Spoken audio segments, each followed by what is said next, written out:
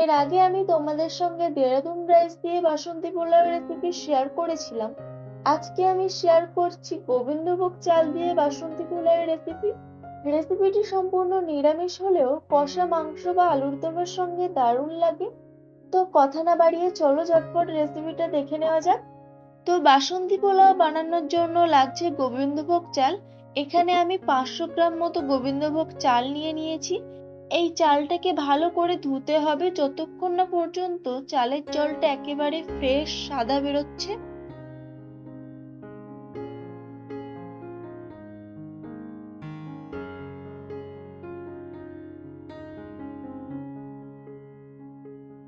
তো আমি এখানে 2 থেকে 3 বার ধরে ভালো করে চালটাকে ধুয়ে নিয়েছি। এরপরে এই ধুয়ে নেওয়া চালটাকে একটা থালার মধ্যে ভালো করে স্প্রেড করে দেব। যেহেতু বাসন্তী পোলাও আর আজকে আমি রেসিপিটা একদম কালার ছাড়া করব, তার জন্য এখানে আমি একটু হলুদ দিয়ে দিচ্ছি।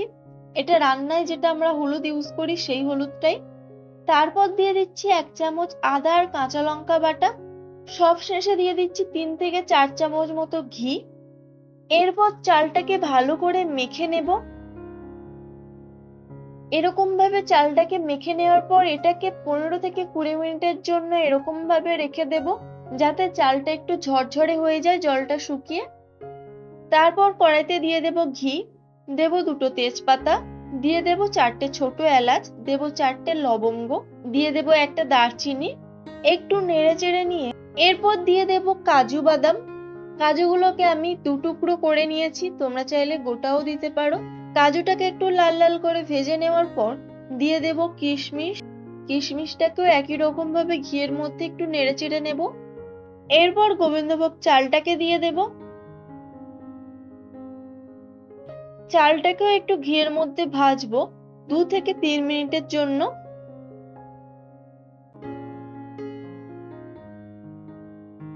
যখন চালটা হালকা একটু ব্রাউন কালার হয়ে আসবে তখন এর মধ্যে দিয়ে দেব জল।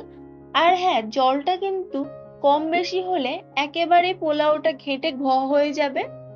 জলের একটা মেজারমেন্ট রয়েছে, যতটা চাল ঠিক তার ডাবল জল দিতে হবে। আমি এখানে এই কাপ মেপে 2 কাপ চাল নিয়েছি, তার জন্য আমি 4 কাপ জল দিয়ে দিলাম। এরপর দিয়ে দেব 2টো চেরা কাঁচা লঙ্কা, দিয়ে দেব স্বাদ মতো লবণ। পোলাওটা একটু মিষ্টি মিষ্টি ভালো লাগে তার জন্য দিয়ে দেব চিনি, এটা তোমাদের পরিমাণ মতো দেবে। আর দিয়ে দেব 1 টিস্পুন গরম মশলা। সবটাকে ভালো করে নেড়েচেড়ে নিয়ে ঢাকনা দিয়ে দেব।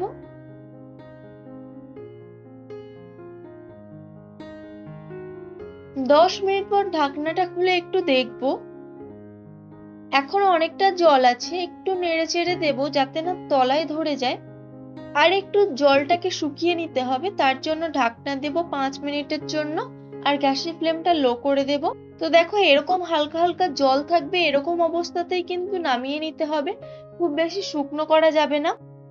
আর তোমাদের অনেকের দেখে মনে হতে পারে যেটা অনেকটা জল জল রয়েছে, কিভাবে ঝরঝরে হবে, কিন্তু একদমই না। এটা ঠান্ডা হয়ে যাওয়ার পর একেবারে ঝরঝরে হয়ে যাবে। আমি তোমাদেরকে শেষে অবশ্যই দেখাবো। এরকম বৃষ্টির দিনে এরকম একটা রেসিপি হলে আর অবশ্যই কিছু চাওয়ার নেই। তো এই রেসিপিটা তোমাদের কেমন লাগলো কমেন্ট করে অবশ্যই জানাবে। ভালো লাগলে লাইক শেয়ার সাবস্ক্রাইব করে পাশে থেকো। সবাই ভালো থেকো, আবার ফিরবো নতুন কোনো রেসিপি নিয়ে।